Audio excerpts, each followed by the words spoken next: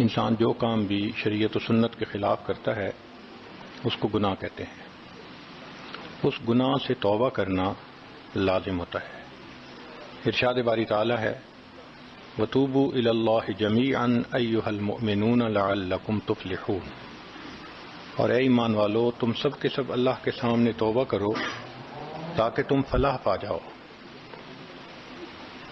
چنانچہ ابن تیمیہ رحمۃ اللہ علیہ نے الایمان الاوسط ایک کتاب ہے، اس میں 10 اسباب بتائے ہیں جن سے انسان کے گناہ معاف ہوتے ہیں. یہ 10 اسباب ہمیں زبانی یاد ہونے چاہیے تاکہ ہم ان کے ذریعے سے اپنے گناہوں کی بخشش کا بندوبست کر لیں. سب سے پہلا سبب استغفار. استغفار کہتے ہیں کہ اپنے گزرے ہوئے گناہوں پر نادم ہونا. شریعت نے کہا الندم توبۃ، ندامت یہ توبہ ہے. اور حدیث مبارکہ میں ہے کہ قیامت کے دن سب سے زیادہ خوش انسان وہ ہوگا من وجد فی صحیفتہ استغفارا کثیرا، جس کے نام اعمال میں کثرت کے ساتھ استغفار لکھا ہوا ہوگا. تو ہمیں کثرت سے استغفار پڑھنا چاہیے. چنانچہ ایک شخص حضرت حسن اللہ عنہ کے پاس آیا، حضرت بہت گناہ گار ہوں، کوئی عمل بتائیں. فرمایا استغفار پڑھو. ایک اور آدمی آیا، حضرت بارش نہیں ہو رہی، کوئی عمل بتائیں. فرمایا استغفار پڑھو. پھر ایک آدمی آیا کہ حضرت بہت قرضہ چڑھ گیا، دعا کریں کہ کوئی اسباب بن جائیں رزق کے، مال کے، تاکہ قرضہ اتر جائے. فرمایا استغفار پڑھو. پھر ایک شخص آیا کہ حضرت دعا کریں اللہ مجھے بیٹا دے دے. فرمایا استغفار کرو. ایک آدمی آیا میرا باغ ہے، دعا کریں کہ میرا پھل زیادہ لگے. فرمایا استغفار کرو. ایک آدمی آیا میری کھیتی باڑی کی زمین ہے، دعا کریں پانی اندر سے نکل آئے. فرمایا استغفار کرو. اب سننے والا حیران کہ مختلف لوگ مختلف ضروریات آ کر بیان کرتے رہے، سب کے لیے ایک ہی جواب. تو اس نے پوچھا کہ حضرت کیا مسئلہ؟ تو فرمایا کہ دیکھو یہ جواب میں نے اپنی طرف سے نہیں دیا، قرآن مجید سے دیا ہے. اللہ تعالیٰ ارشاد فرماتے ہیں قرآن مجید میں فَقُلْتُ اسْتَغْفِرُوا رَبَّكُمْ إِنَّهُ كَانَ غَفَّارًا. تو سب سے پہلے استغفار کرنے سے گناہوں کی بخشش ہوتی ہے. یرسل السماء علیکم مدرارا، تمہارے اوپر اللہ بارشیں برسائے گا. ویمددکم باموال، اللہ مال کے ذریعے تمہاری مدد کرے گا. وبنین، اور بیٹوں کے ذریعے مدد کرے گا. ویجعل لکم جنات، اور اللہ تعالیٰ تمہیں درختوں پہ پھل زیادہ عطا کرے گا. ویجعل لکم انہارا، اور اللہ تعالیٰ تمہارے لیے زمین سے چشمے جاری فرما دے گا. آپ اگر غور کریں تو ہماری روزمرہ کی جو پریشانیاں ہیں وہ انہی میں سے ہیں. کوئی بیٹے کے لیے پریشان، کوئی کاروبار کے لیے پریشان، کوئی قرضوں کی وجہ سے پریشان. اس کا مطلب یہ ہے کہ اگر ہم استغفار کرنے کی عادت ڈال لیں تو ہمیں کسی اور عمل کی ضرورت ہی نہیں ہے.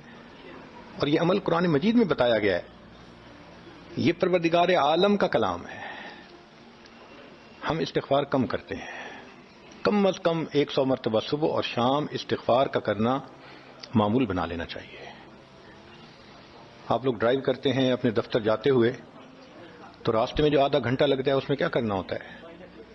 بعض لوگ نعت سن لیتے ہیں، تلاوت سن لیتے ہیں، وہ بھی عبادت ہے. لیکن اس سے زیادہ بہتر یہ ہے کہ انسان خود پڑھے کچھ. تو اگر اس دوران آپ استغفر اللہ ہی پڑھتے رہیں تو سینکڑوں دفعہ استغفار نامہ اعمال میں لکھا جائے گا. اور اگر پورا پڑھ لیں استغفر اللہ ربی من کل ذنب و اتوب الیہ، تو یہ سونے پہ سہاگے والی بات ہے. تو اپنے ٹائمنگز کو ایسے ایڈجسٹ کریں کہ اس میں درود استغفار کثرت کے ساتھ آپ پڑھ سکیں.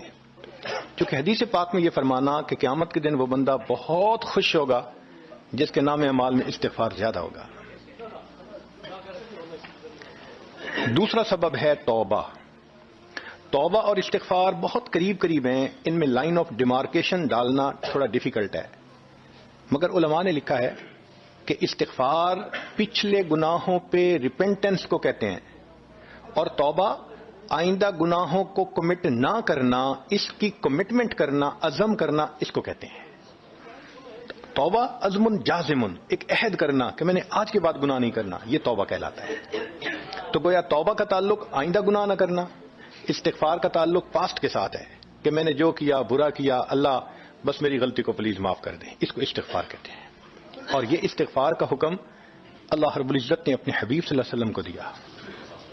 فسبح بحمد ربک واستغفرہ، حکم ہے، صیغہ ہے امر کا. اللہ کے محبوب صلی اللہ علیہ وسلم کو اگر یہ حکم ہے تو سوچئے پھر ہمیں استغفار کرنے کی کتنی ضرورت ہے. توبہ ہر بندے پہ کرنی ضروری. چنانچہ کافر ہے تو وہ کفر سے توبہ کر کے مسلمان بن جائے، مومن ہے گناہوں سے توبہ کر کے نیک بن جائے. جو نیک ہے وہ جو اپنے اعمال کے اندر غفلت ہوتی ہے، نماز کی غفلت، ذکر میں غفلت، تلاوت میں غفلت، اس غفلت سے توبہ کرے. اور جو کہے کہ جی میں تو اس سے بھی توبہ کرتا ہوں، تو بھئی ہم جو اعمال کرتے ہیں یہ اس کوالٹی کے تو نہیں کہ اللہ تعالیٰ کے ہاں قبولیت پا سکیں. اب پھر استغفار کرنا کہ اللہ اس کو قبول کر لیجئے، جو کہ اللہ کے محبوب صلی اللہ علیہ وسلم نے فرمایا ما عبدنا کا حق کا عبادتک، اے اللہ ہم نے عبادت نہیں کی جیسے عبادت کرنے کا حق تھا. اگر سید الاولین والآخرین صلی اللہ علیہ وسلم یہ فرماتے ہیں، ہم کس کھیت کی گاجر مولی ہیں؟ ہماری عبادتیں کیا عبادتیں ہیں؟ تو استغفار کرنا، توبہ کرنا ہم میں سے ہر بندے پر لازم ہے. تیسری چیز جس سے کہ گناہ معاف ہوتے ہیں، الحسنات الماحیہ، نیکیاں. جو انسان نیک اعمال کرتا ہے تو گناہ دھل جاتے ہیں. نیک اعمال کی مثال صابن کی ہے، گناہوں کی مثال میل کی سی ہے. صابن جتنا زیادہ لگتا ہے اتنا میل دھل جاتی ہے. ان الحسنات یذہبن السیئات. یہاں شیطان دھوکہ دیتا ہے. مثلا اگر کوئی بچہ تعلیم پا رہا ہے مگر کوئی گناہ بھی کرتا ہے، تیرے علم کا کیا فائدہ، گناہ تو چھوڑتا نہیں. بھائی اگر گناہ کرتے ہیں تو علم تو الٹا ان گناہوں کو دھوئے گا، وہ علم ہی چھڑوا دیتا ہے تاکہ دھونے کا مسئلہ ہی نہ رہے. اب عورت سوچے گی میں پردہ تو کرتی نہیں، نمازوں کا کیا فائدہ. یہ دھوکہ ہے شیطان کا. بھئی آپ نمازیں پڑھتی رہو، اس نمازوں کی برکت سے اللہ پھر پردے کی بھی توفیق دے دیں گے. تو نیکی نہیں چھوڑنی چاہیے کبھی بھی. یہ سوچ کے جی میں اچھا تو ہوں نہیں، کیا فائدہ. فائدہ ہے. جب اللہ فرما رہے ہیں کہ نیکیاں گناہوں کو دھو دیتی ہیں، بھئی گناہ تو ہم چھوڑتے نہیں اور نیکی آرام سے چھوڑ دیتے ہیں، یہ کہاں کی لاجک ہے. تو اس لیے نیکی بھاگ بھاگ کے کرنی چاہیے. اگر گناہ ہے تو نیکی اور زیادہ کریں تاکہ نیکی کی برکت سے گناہوں کی ظلمت ختم ہو جائے اور دھل جائے. حدیث پاک میں ہے بندہ گناہ کرتا ہے لکھ دیا جاتا ہے، دوسرا گناہ، تیسرا، 5 گناہ کرتا ہے، پھر اس کے بعد وہ ایک نیکی کرتا ہے تو نیکی والا فرشتہ کہتا ہے کہ دیکھو اللہ کے ہاں دستور ہے من جاء بالحسنۃ فلہ عشر امثالھا. اس کو 10 نیکیاں ملنی تھیں، تم نے 5 گناہ لکھے ہیں نا، اچھا تم 5 گناہ مٹا دو، میں نامہ اعمال میں 10 نیکیوں کی بجائے صرف 5 نیکیاں بیلنس وہ ڈال دیتا ہوں. چنانچہ 5 گناہ مٹا دیے جاتے ہیں، 5 نیکیاں نامہ اعمال میں لکھ دی جاتی ہیں. اس لیے خوب نیکی کرنی چاہیے تاکہ اللہ تعالیٰ گناہوں کی ظلمت سے ہمیں محفوظ فرما دے. چوتھی چیز جس سے کہ گناہ معاف ہوتے ہیں، دعاء المؤمنین للمؤمن. جو ایمان والے ایک دوسرے کے لیے دعائیں کرتے ہیں اس سے بھی گناہ معاف ہوتے ہیں. چنانچہ عمر لانو جا رہے تھے عمرے کے لیے، نبی علیہ السلام نے فرمایا اے بھائی ہمیں اپنی دعاؤں میں نہ بھولنا. تو نبی علیہ السلام نے امت کو تعلیم دی کہ ایک دوسرے کو دعاؤں کے لیے کہنا چاہیے. یہ بہت اچھی عادت ہے کہ جب کسی سے ملیں جی ہمیں اپنی دعاؤں میں یاد رکھیں. والدین کو کہنا، بڑوں کو کہنا، دوستوں کو کہنا. کیا معلوم کس کی مانگی ہوئی دعا کام آ جائے. اس دعا کا فائدہ ہوتا ہے نا، تبھی تو قرآن مجید میں دعا سکھائی گئی. ربنا اغفر لنا ولاخواننا الذین سبقونا بالایمان. اے اللہ جو ہم سے پہلے ایمان والے چلے گئے ان کی بھی مغفرت فرما دے. تو فائدہ ہوتا ہے تو قرآن نے دعا سکھائی ہے نا. تو ایمان والوں کی دعاؤں سے دوسرے ایمان والوں کو فائدہ ہوتا ہے. حدیث پاک میں ہے دوست کی دعا دوست کے پیٹھ پیچھے رد نہیں کی جاتی، کیوں؟ اس میں خلوص ہوتا ہے. تو اس لیے حدیث پاک میں ہے، مسلم شریف کی روایت ہے کہ اگر کوئی آدمی فوت ہو جائے اور 40 آدمی جنازہ پڑھ لیں جو ایمان والے ہوں، توحید والے ہوں، فرمایا ما من رجل مسلم یموت فیقوم علی جنازتہ 40 رجلا لا یشرکون باللہ شیئا الا شفعهم اللہ فی. اللہ 40 بندوں کی نماز جنازہ کو قبول کر کے میت کی مغفرت فرما دیتے ہیں. 5واں عمل ما یعمل للمیت من اعمال البر. ہم اپنے فوت شدہ لوگوں کے لیے جو نفل کے کوئی نیک کام کرتے ہیں اس سے بھی ان کے گناہ معاف ہوتے ہیں. مثلا صدقہ کر دیا، قرآن پاک پڑھا، ان کو بخش دیا، ان کی طرف سے عمرہ کیا، حج کیا، ان نفلی اعمال کا ثواب ان کو ملتا ہے. اس کی وجہ سے ان کے گناہوں کو معاف کر دیا جاتا ہے. چنانچہ حضرت شیخ الحدیث رحمۃ اللہ علیہ نے فضائل ذکر میں یا کسی اور کتاب میں واقعہ لکھا ہے کہ ایک اللہ والے تھے، قبرستان کے قریب سے جاتے ہوئے انہوں نے کچھ پڑھ کے قبرستان والوں کو بخش دیا. رات خواب دیکھا کہ وہی قبرستان والے ہیں اور ایک آدمی آتا ہے جیسے کوئی ڈاک تقسیم کرنے والا ڈاکیا ہوتا ہے، اور سب اس کی طرف بھاگ پڑتے ہیں جیسے ڈاک لینے کے لیے ہوں. ایک بندہ پیچھے آرام سے بیٹھا ہوتا ہے. وہ پوچھتا ہے کیا معاملہ؟ وہ کہتا ہے کہ یہ فرشتہ آیا ہے، روزانہ کی جو ڈاک آئی ہے نا نیکیوں کی، جو اولاد نے، رشتہ داروں نے، دوستوں نے کیے، لہذا وہ اعمال نیکیاں ملتی ہیں تو یہ سب لوگ جاتے ہیں کہ نیکیاں ملیں گی، ہمارا درجہ بڑھے گا. اس نے کہا کہ آپ کو ضرورت نہیں ہے. کہنے لگا ہاں میں لے لوں گا، مگر میرا ایک بیٹا ہے جسے میں نے قرآن پاک کا حافظ بنایا، اس کی دکان ہے، وہ سارا دن دکان پہ بیٹھا رہتا ہے اور ساتھ ساتھ قرآن پڑھتا رہتا ہے، تو مجھے اتنی نیکیاں مل جاتی ہیں کہ میں بعد میں لے لوں گا. اس نے کہا بیٹا کہاں؟ اس نے کہا فلاں جگہ دکان ہے. وہ اللہ والے جب وہاں گئے اگلے دن تو دیکھا کہ ایک نوجوان ہے اور وہ بیٹھا ہوا ہے، گاہک آتا ہے تو اس کو سودا بیچ دیتا ہے، جب گاہک کوئی نہیں ہوتا تو وہ قرآن پڑھنا شروع کر دیتا ہے. تو وہ سمجھ گیا کہ میرا خواب سچا تھا، اس بچے کے قرآن پڑھنے سے اس کے والد کو خوب بینیفٹ مل رہا ہے. کچھ عرصے کے بعد دوبارہ پھر اسی قبرستان کے قریب سے گزرے، پھر انہوں نے کچھ پڑھ کے بخش دیا. رات خواب میں دیکھا کہ اب جب تقسیم ہوا تو سب بھاگے تو وہ بندہ بھی بھاگا. انہوں نے کہا آپ بھی بھاگ رہے ہو؟ کہنے لگا ہاں میں اس لیے بھاگ رہا ہوں کہ میرا وہ بیٹا فوت ہو گیا، اب مجھے قرآن پڑھ کے بخشنے والا کوئی ایسا ہے نہیں، تو جو عام ایمان والوں کا ثواب آتا ہے میں بھی اسی میں سے اپنا حصہ لینے کے لیے جا رہا ہوں. تو ایمان والوں کے ان اعمال کا ثواب بھی ملتا ہے، اور اصل میں یہ اسی بندے کا اپنا عمل ہوتا ہے. یہ ذہن میں رکھنا کہ جو ایمان والے پڑھ کے بخشتے ہیں نا، اس کا ثواب کیوں ملتا ہے؟ اس کا اپنا عمل. دیکھو اس نے نیکوں سے تعلق جوڑا. وہ بھی تو ہوتے ہیں جن کے مرنے کے بعد پیچھے ریچھ کتے کی لڑائی کرواتے ہیں، میلے لگواتے ہیں، موسیقی کی محفلیں ہوتی ہیں، وہ بھی تو ہوتے ہیں نا، تو ان کو کچھ نہیں ملتا. اس بندے نے نیکوں سے محبت کی، یہ اس کا اپنا عمل ہے. اس کی محبت کی وجہ سے اب یہ لوگ اس کو پڑھتے ہیں، اللہ اس کو ثواب پہنچا دیتے ہیں، اس کے اپنا عمل ہے اصل میں. پھر چھٹی چیز جس کی وجہ سے گناہ معاف ہوتے ہیں، المصائب التی یکفر اللہ بها الخطایا فی الدنیا. دنیا میں انسان کو جو مشکلات، تکلیفیں، مصیبتیں پہنچتی ہیں ان کی وجہ سے گناہ معاف کر دیے جاتے ہیں. کوئی مصیبت دنیا میں پہنچتی ہے گناہ معاف ہوتے ہیں.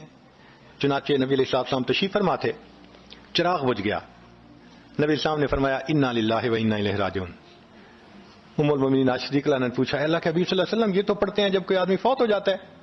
فرمایا عائشہ مومن کو جو بھی دنیا میں تکلیف غم پہنچتا ہے اگر وہ اس کے اوپر انا للہ پڑھ لے اس کو ثواب ملتا ہے. تو سوچنے کی بات ہے، چراغ کے بجھنے پر اگر ثواب ملتا ہے تو کسی عزیز کی زندگی کا چراغ بجھ گیا اس پر کتنا ثواب ملے گا. اس لیے تکلیف آئے تو پریشان ہونے کی بات نہیں ہوتی، صبر کرنے کی بات ہوتی ہے.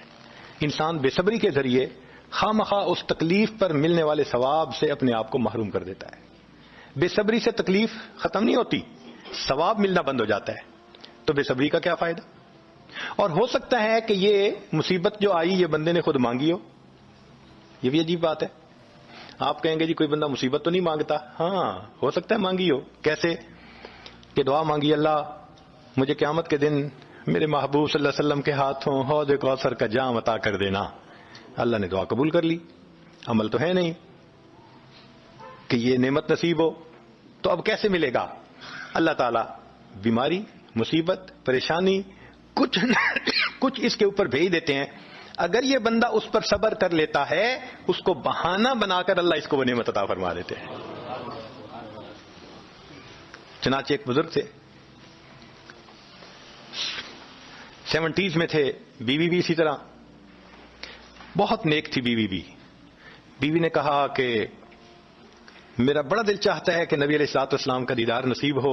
میں بڑا درود شریف پڑھتی ہوں، نفل پڑھتی ہوں، مگر مجھے واضح زیارت نہیں ہوئی. آپ کو کوئی عمل آتا ہو تو بتا دیں. انہوں نے کہا عمل آتا ہے، کرو گی؟ کہاں بالکل کروں گی.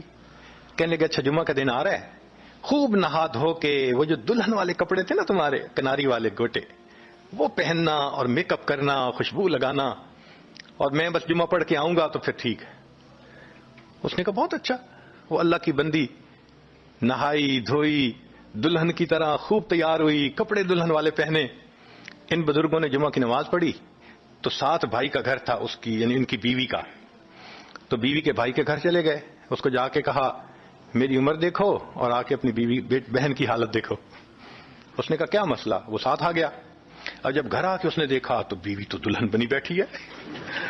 بھائی کو غصہ آیا، تمہیں اپنی یہ تمہاری عمر اور یہ تمہارے لچھن۔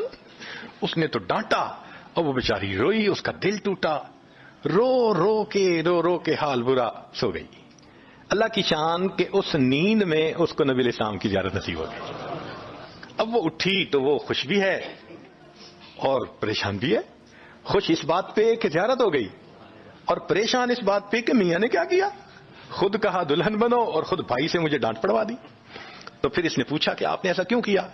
انہوں نے کہا دیکھو میں تمہاری زندگی کو قریب سے جانتا ہوں، میں نے تمہیں اتنا پیار محبت سے رکھا ہے کہ تمہیں زندگی کے کوئی تکلیف نہیں پہنچنے دی میں نے، تم نے عبادت کی انتہا کی ہے، مگر کچھ نعمتیں ہوتی ہیں جو دل ٹوٹنے پہ ملتی ہیں، تو تمہارا تو کبھی دل ٹوٹا نہیں، تو میں نے ایک بہانہ بنایا کہ تمہیں کہا دلہن بنو، بھائی کو شکایت لگا دی، اس نے ڈانٹ پلا دی، تمہارا دل ٹوٹا، اللہ کو رحم آ گیا، اللہ تعالیٰ ٹوٹے دلوں پر رحم فرما دیتے ہیں۔ تو ممکن ہے کہ یہ مصیبت، یہ پریشانی اللہ کی طرف سے ہمارے لیے انعام کا سبب بن کے آئی ہو۔ اس لیے ہمارے بزرگوں نے کہا سکھ دکھاں تو دیواں وار، کہ میں سکھوں کو دکھوں پہ قربان کر دوں، سکھ دکھاں تو دیواں وار، دکھاں آن ملائم یار، کہ دکھوں نے مجھے میرے یار سے ملا دیا۔ اللہ کو بڑا ترس آتا ہے اس بندے پر جس پر کوئی مصیبت آتی ہے، پریشانی آتی ہے۔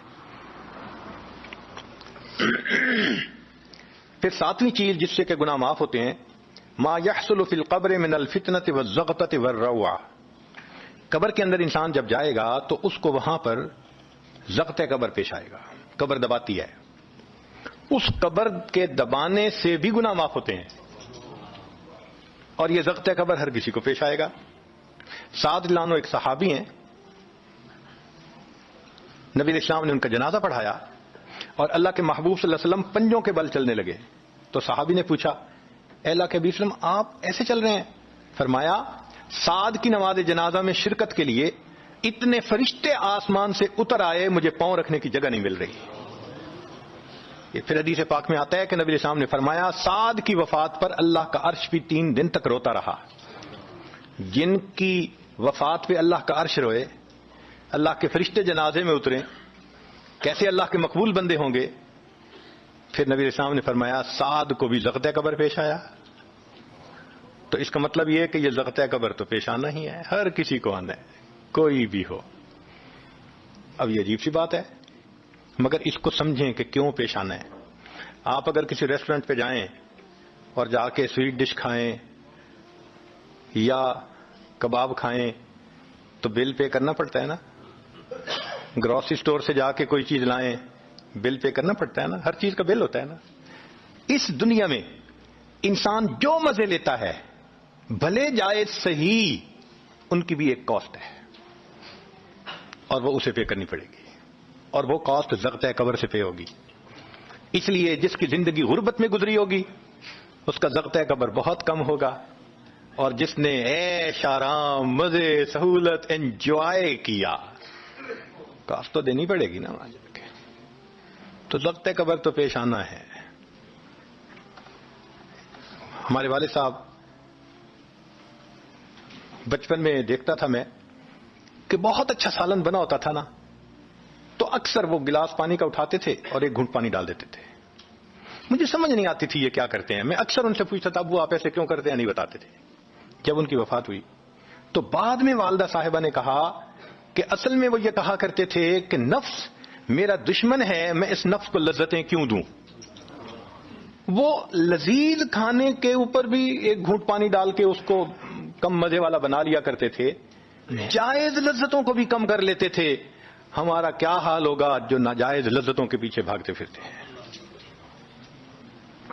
تو یہ ضغط قبر مومن کو بھی پیش آتا ہے اور کافر کو بھی، مگر فرق ہے، کافر کو پیش آئے گا کہ حدیث پاک میں آتا ہے دائیں طرف کی پسلیاں بائیں طرف اور بائیں کی پسلیاں دائیں طرف، یوں پسلیاں توڑ کے رکھ دیں گے، اور مومن کو بھی ضغط قبر پیش آئے گا، مگر مومن کو ضغط قبر تکلیف نہیں دے گا اتنی اگر نیک ہوا۔ کیوں؟ اچھا آپ بتائیں سر میں درد ہو تو آپ کہتے ہیں نا ذرا سر دبا دو، تو تکلیف ہوتی ہے یا راحت ملتی ہے؟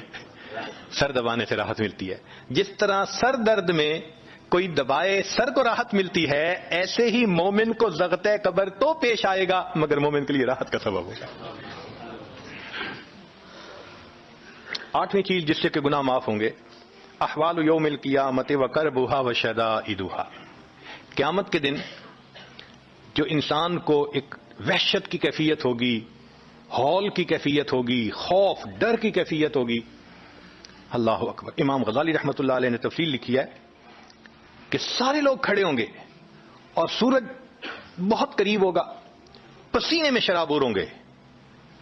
اللہ اکبر۔ اس وقت جہنم کے اندر ابال آئے گا اور جہنم کے اندر سے انگارے اٹھ کر اوپر جائیں گے اور واپس گریں گے۔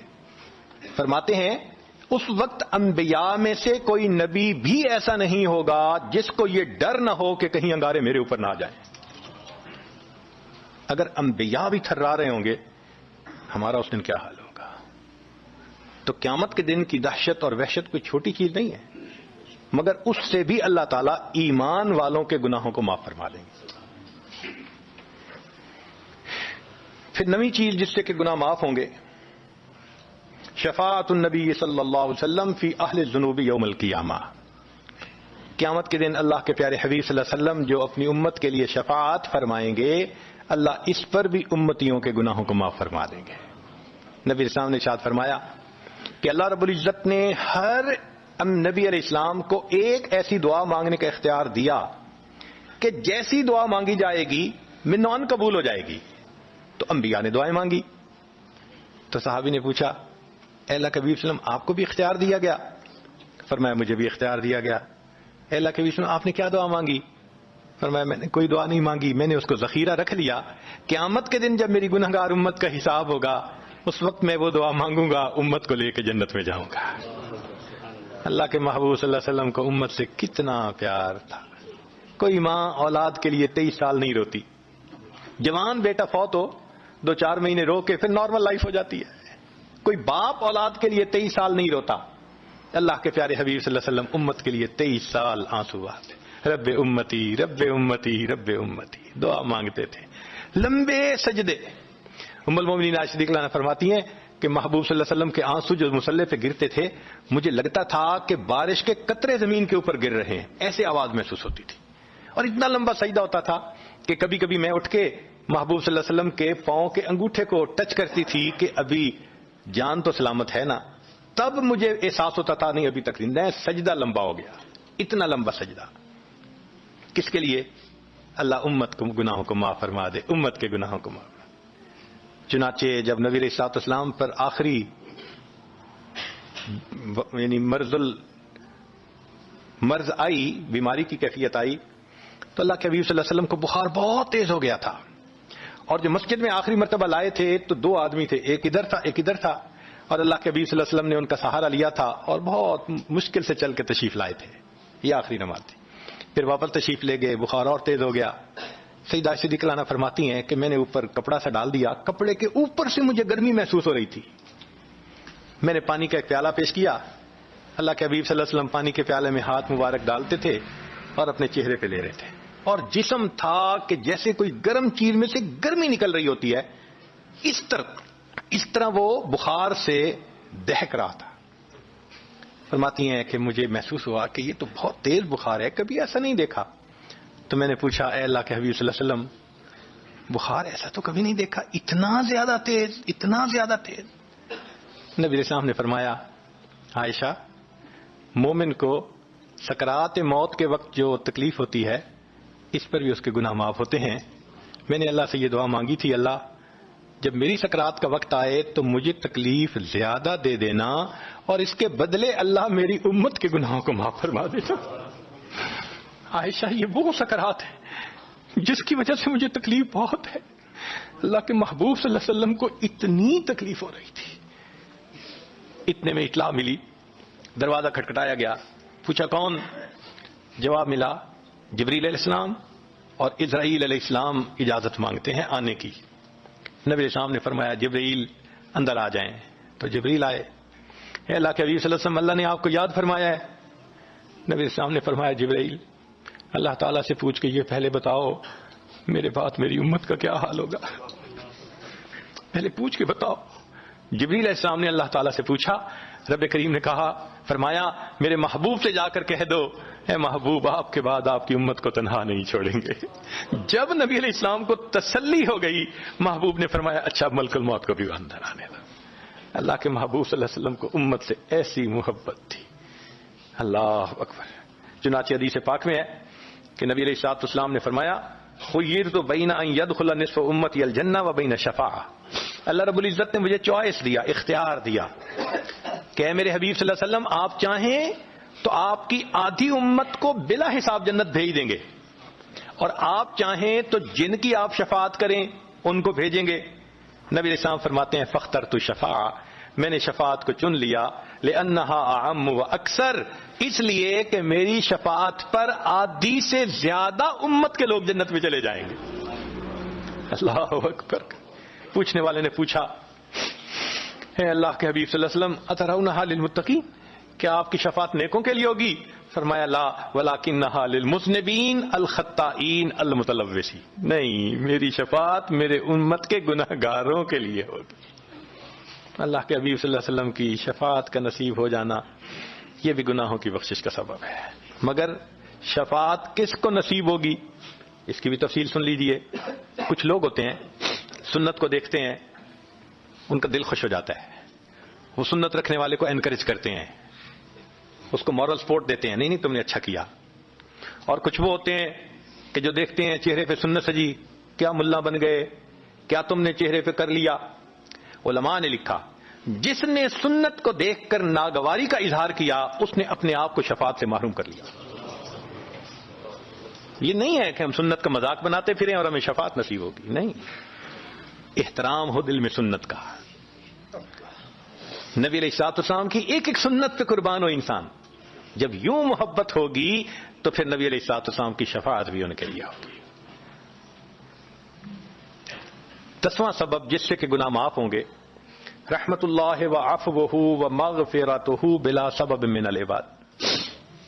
قیامت کے دن انبیاء کرام شفاعت کریں گے, بخشش ہوگی, پھر علماء کریں گے, شہداء کریں گے, پھر سب جنتی شفاعت کریں گے, حتیٰ کہ کوئی ایسا نہیں رہے گا کہ جو کسی اور کی شفاعت کرے. اور وہ لوگ جہنم میں ہوں گے کہ جن کا کوئی جنتی واقف ہی نہیں ہوگا. اللہ اکبر.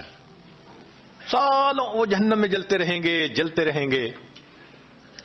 پھر ایک وقت آئے گا کہ ان میں سے جن کے دل میں تھوڑا سا بھی ایمان ہوگا نا, اگرچہ اس کی شفاعت کرنے والا کوئی نہیں ہوگا, ان کو بھی اللہ بخشنے کا سبب بنائیں گے. وہ کیسا ہوگا؟ حدیث پاک میں آتا ہے کہ یہ جو ایمان والے ہوں گے نا, ان کے اور کافروں اور مشرکین کے درمیان جو دیوار تھی نا آگ کی, اس کو ذرا ٹرانسپیرنٹ اللہ بنائیں گے. تو مشرکین دیکھیں گے اور کہیں گے اوہ ہم تو جل ہی رہے تھے, اور تم تو کلمہ پڑھتے تھے, تم بھی یہاں جل رہے ہو. تو وہ جب ان کو کلمے کا تانا دیں گے کہ تمہارا نام تو مسلمانوں والا تھا نا, تو اس وقت وہ جہنمی اللہ سے فریاد کریں گے, اللہ تیری توحید کا تانا دیتے ہیں, کہاں گیا تمہارا خدا, تم بھی ہمارے ساتھ جل رہے ہو. جب وہ فریاد کریں گے اللہ تعالیٰ جبریل السلام کو فرمائیں گے جبرائیل جاؤ, جس کے دل میں ذرہ برابر بھی تمہیں ایمان نظر آتا ہے اس کو بھی جہنم سے نکال دو, ان کو بھی جہنم سے نکال دیا جائے. پھر اس کے بعد وہ بچیں گے کہ جن کا ذرہ ایمان بھی نہیں فرشتے کو نظر آئے گا, مگر اللہ فرمائیں گے انبیاء نے بھی شفاعت کر لی, شہداء نے بھی, علماء نے بھی, جنتیوں نے بھی, اب میں اپنی رحمت کا اظہار کرتا ہوں, میں بھی تو بندوں سے محبت کرتا ہوں. حدیث پاک میں ہے ثلاث حشیات, یوں کر کے اگر گندم ہونا اور انسان دونوں ہاتھوں کو ایسے کرے تو اس کو لپ کہتے ہیں, لپ بھرنا. تو اس میں ہزاروں چاول کے دانے آ سکتے ہیں, سوچئے اللہ رب العزت لپ بھریں گے تو وہ کتنی بڑی ہوگی؟ کھربوں لوگ ہوں گے. ایک لپ کو بھر کے نکالا جائے گا، پھر دوسری کو نکالا جائے گا، پھر تیسری لپ بھر کے نکالیں گے. پھر ایک حوض ہوگا، کہا جائے گا جہنمی کو اغتسل فی ھذا الغدیر، اس حوض کے اندر تم جاؤ غسل کرو. جب وہ غسل کریں گے بالکل ان کے جسم صحیح سلامت ہو جائیں گے. پھر اللہ تعالیٰ ان کو جنت عطا فرمائیں گے، مگر ان کے ماتھے پر لکھا ہوا ہوگا اتقاء الرحمن، کہ رحمان نے اپنی رحمت سے ان کو رعایتی پاس کر دیا. وہ جنت میں جائیں گے. اب جو جنت میں جائیں گے تو جنتی لوگ ان کے ساتھ ملیں گے، خوش ہوں گے، مگر کہیں کہیں کوئی ان کو کہے گا ہم تو اللہ کے فضل سے سیدھا آ گئے، تم تو آیا فلاں جگہ سے آئے ہو نا، رعایتی پاس ہو. اب جب ان کو رعایتی پاس کا تانا ملے گا تو ان کو عجیب لگے گا. پھر ایک وقت آئے گا کہ یہ سب اتقاء الرحمن اللہ کے سامنے فریاد کریں گے، اللہ آپ نے اپنی رحمت سے جہنم سے نکال دیا، جنت بھیج دیا، یہ جو مہر ایک لگا دی یہ بھی تو اتار دیجئے نا. تو اللہ تعالیٰ ان کی مہر کو ختم فرمائیں گے اور یہ جنت میں رہنے لگ جائیں گے. امام غزالی رحمت اللہ علیہ اس واقعے کو نقل کرنے کے بعد لکھتے ہیں میرا کوئی عمل ایسا تو نہیں کہ میں امید کروں کہ میں جنت چلا جاؤں گا، کاش اللہ مجھے ان اتقاء الرحمن میں شامل فرما لیتے، کاش کہ اللہ تعالیٰ مجھے ان اتقاء الرحمن میں شامل فرما لیتے. بے گناہوں میں چلا زاہد جو اس کو دیکھنے، مغفرت بولی ادھر آ میں گناہگاروں میں ہوں، وہ کرشمے شان رحمت نے دکھائے روز حشر، چیخ اٹھا ہر بے گناہ میں بھی گناہگاروں میں ہوں.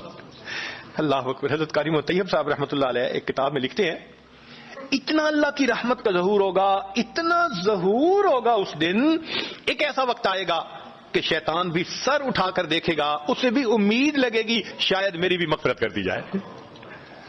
وَكَانَ بِالْمُؤْمِنِينَ رَحِيمًا. اللہ تعالیٰ قیامت کے دن اپنی رحمت کا اظہار فرمائے. اللہ کرے قیامت کے دن اللہ کی رحمت سے ہمارا کام بن جائے. اللہ تعالیٰ ہمیں اپنے گناہوں سے سچی توبہ کرنے کی توفیق عطا فرمائے اور اللہ تعالیٰ ہمیں اپنے بخشش کیے ہوئے گناہگار بندوں کی قطار میں قیامت کے دن شامل فرمائے. وآخر دعوانا ان الحمد للہ رب العالمین.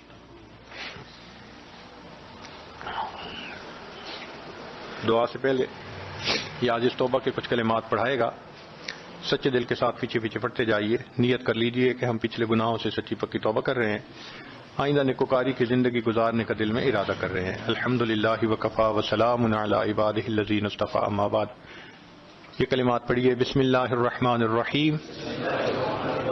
لا الہ الا اللہ محمد الرسول اللہ.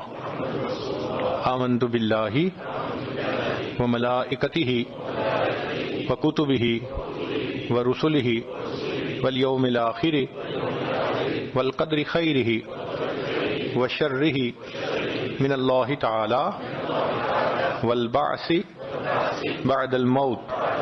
آمنت باللہ کما ہوا باسمائہ وصفاتہ وقبلت جمیع احکامہ اقرار باللسان وتصدیق بالقلب. اشہد ان لا الہ الا اللہ واشہد ان محمدا عبدہ ورسولہ. استغفر اللہ ربی من کل ذنب واتوب الیہ برحمتک یا ارحم الراحمین. ان کلمات کو پڑھنے سے آپ بیت ہو چکے ہیں، توبہ طائب ہو چکے ہیں. چند معمولات اگر کریں گے تو دل کو اللہ تعالیٰ منور فرمائیں گے. 100 مرتبہ استغفار صبح شام پڑھنا، 100 مرتبہ درود شریف پڑھنا، روزانہ قرآن پاک پڑھنا، چلتے پھرتے لیٹے بیٹھے دل میں اللہ کا دھیان رکھنا اور روزانہ ذکر قلبی یعنی مراقبہ کرنا. اگر ان اعمال کو کریں گے اس کی برکتیں آپ خود اپنے دل میں محسوس کریں گے.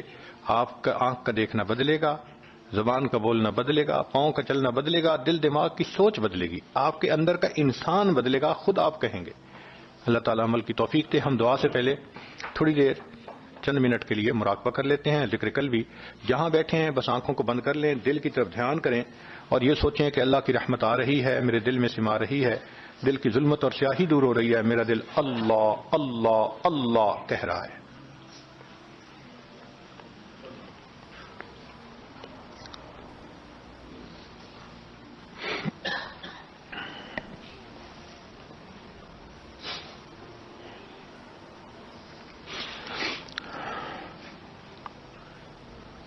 اپنے دامان شفاعت میں چھپائے رکھنا، میرے سرکار میری بات بنائے رکھنا، آپ کی یاد ستاتی ہے تو رو لیتے ہیں، اپنی یادوں کہ ہمیں روگ لگائے رکھنا،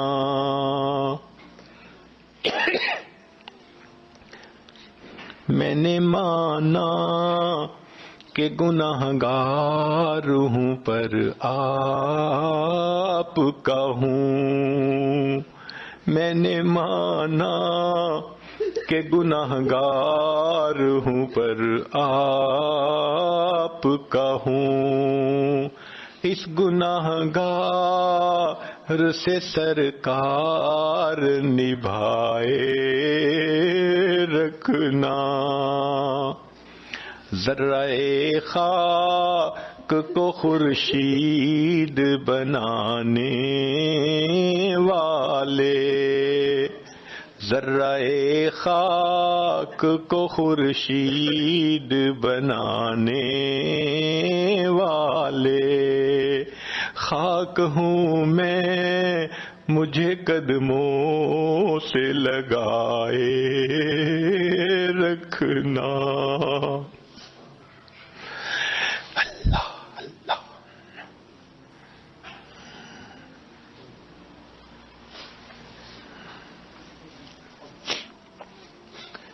لا الہ الا اللہ محمد رسول اللہ۔ دعا کر لیجئے، سبحان ربی العلی الوہاب، اللہم صلی علی سیدنا محمد وعلی آل سیدنا محمد وبارک وسلم۔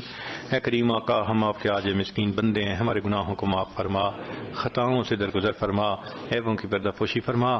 اللہ ہماری نگاہوں کو پاک فرما، دلوں کو صاف فرما، سینوں کو اپنی محبت سے لبریز فرما، اپنے عشق کی آتش ہمارے سینوں میں پیدا فرما، ہمارے انگ انگ سے اپنے ذکر کو جاری فرما، روئیں روئیں سے اپنے ذکر کو جاری فرما، ہڈی ہڈی بوٹی بوٹی میں اپنی محبت پیدا فرما۔ اے اللہ، جو گناہ دن میں کیے معاف فرما، راتوں میں کیے معاف فرما، محفل میں کیے معاف فرما، تنہائیوں میں کیے معاف فرما، جو گناہ یاد ہیں وہ بھی معاف فرما، جو کر کے بھول گئے وہ گناہ بھی معاف فرما۔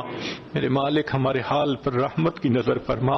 اے اللہ، سائل جو روٹی کا ہو، سائل ایک دروازے سے نہ ملے وہ دوسرے پہ چلا جاتا ہے، نہ ملے تیسرے پہ چلا جاتا ہے، اس کا تو مسئلہ کوئی نہیں۔ اللہ، مسئلہ تو ہمارا ہے، ان کے پاس ایک ہی دروازہ ہے۔ اللہ، ہم اچھی طرح جانتے ہیں جو آپ کے دروازے سے خالی اٹھتا ہے وہی بد نصیب ہوتا ہے۔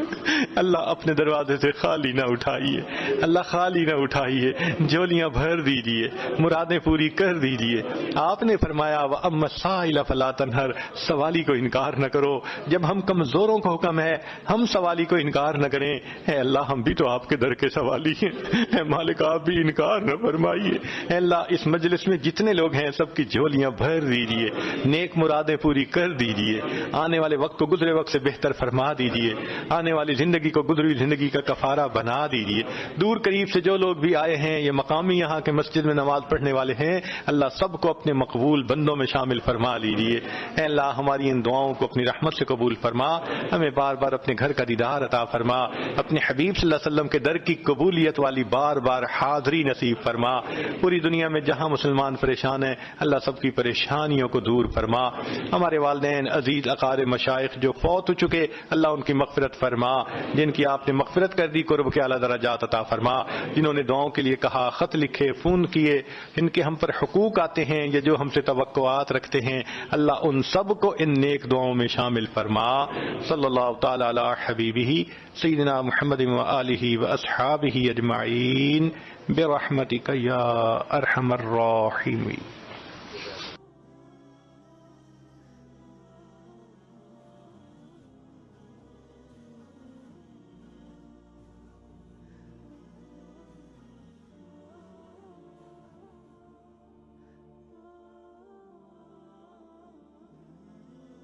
ویڈیو کے نیچے سبسکرائب کے بٹن پہ کلک کریں، بیل کے آئیکن پہ کلک کیجئے تاکہ ہر نئی ویڈیو کی نوٹیفیکیشن آپ کو مل جائے، اور تھمز اپ کا بٹن دبا کر اس ویڈیو کو لائک کریں۔